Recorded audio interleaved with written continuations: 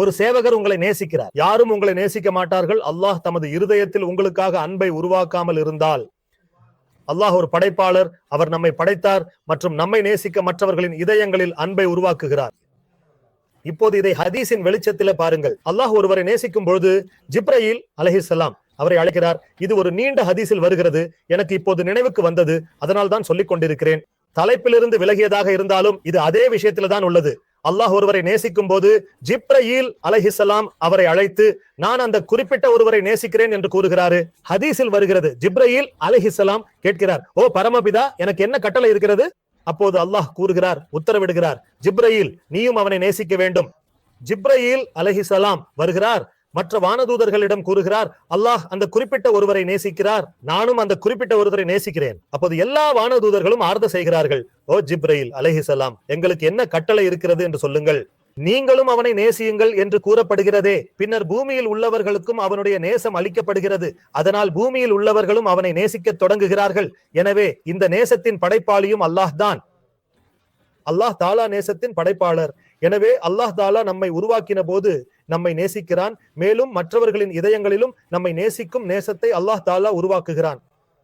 அல்லாஹ் தாலா தான் நேசிக்கிறான். அல்லாஹ் தான் நம்முடைய படைப்பாளர். படைப்பாளர் நம்மை நேசிக்கிறான். படைப்பாளர் நம்முடைய தேவைகளை பூர்த்தி செய்கிறான். வேற யாரும் செய்ய முடியாது. சாஹிப் பாருங்கள், வீட்டில பார்த்துக் கொள்ளுங்கள், நம்முடைய பெற்றோர்களை பாருங்கள், நாம் பெற்றோராக இருந்தால் நம்மளே பார்த்துக் கொள்ளுங்கள்.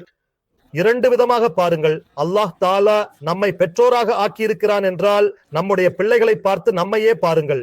அவர்கள் செய்யும் செயல்கள், அவர்களின் குணாதிசயங்கள், அவர்களின் வளர்ச்சி படிகள் அனைத்திலும் நம்முடைய பிரதிபலிப்பை காணலாம். நாம் அவர்களுக்கு கற்றுக் கொடுத்தது, நாம் அவர்களுக்கு காட்டிய வழி, நாம் அவர்களுக்கு அளித்த அன்பு, இவை அனைத்தும் எவ்வாறு அவர்களை வடிவமைத்திருக்கின்றன என்பதை உற்று நோக்குங்கள். நாம் இன்னும் பிள்ளைகள் இல்லை என்றால் நம்முடைய பெற்றோர்களை பாருங்கள். அவர்களின் வாழ்க்கை அனுபவங்கள், அவர்களின் தியாகங்கள், அவர்களின் வழிகாட்டுதல்கள், அவர்கள் நமக்கு கற்றுக் கொடுத்த பாடங்கள், இவை அனைத்தும் நம்மை எவ்வாறு செதுக்கியுள்ளன என்பதை ஆழ்ந்து சிந்தியுங்கள். அதிக தூரம் செல்ல தேவையில்லை. வீட்டிலேயே பாருங்கள். இறைவனை தேடி அல்லது மதத்தை புரிந்து கொள்ள மதம் பார்க்க அதிக தூரம் செல்ல தேவையில்லை. அல்லாஹ்வை தேடுவதற்காக உலகம் முழுவதும் செல்ல தேவையில்லை. உண்மையான ஆன்மீக தேடல் என்பது வெளியுலகில் அல்ல, அது நம் உள்ளுக்குள்ளேயே தொடங்குகிறது. இது மற்ற மதத்தவர்கள் தான். யாரோ ஒரு மலைக்கு செல்வார்கள் தனிமையில் தியானம் செய்ய, அல்லது யாரோ ஒரு குகைக்கு செல்வார்கள், உலக பந்தங்களை துறந்து குடும்பத்தை விட்டு விடுவார்கள், தங்கள் அன்புக்குரியவர்களை பிரிந்து வீடு வாசல் விட்டு விடுவார்கள், தங்கள் உடைமைகளை துறந்து உடை அணிவதை விட்டு விடுவார்கள், சாதாரண உடைகளை துறந்து நீராடுவதை விட்டு விடுவார்கள், உடல் தூய்மையை புறக்கணித்து. இது மற்றவர்களின் மதம். அல்லாஹ் நமக்கு அப்படி இல்லாத ஒரு மதம் கொடுத்திருக்கிறார். வீட்டிலேயே உட்கார்ந்து உங்கள் இறைவனை அறியுங்கள். உங்கள் குடும்பத்துடன் உங்கள் சமூகத்துடன் இணைந்து வாழும் போதே இறைவனை உணருங்கள். உங்களுக்குள்ளே பார்த்து உங்கள் இறைவனை அறியுங்கள். உங்கள் ஆன்மாவை, உங்கள் மனசாட்சியை ஆராய்ந்து இறைவனின் இருப்பை உணருங்கள். உங்களை அறிந்து உங்கள் இறைவனை அறியுங்கள். ஏனெனில் உங்களை அறிவது என்பது இறைவனை அறிவதற்கான முதல் படி.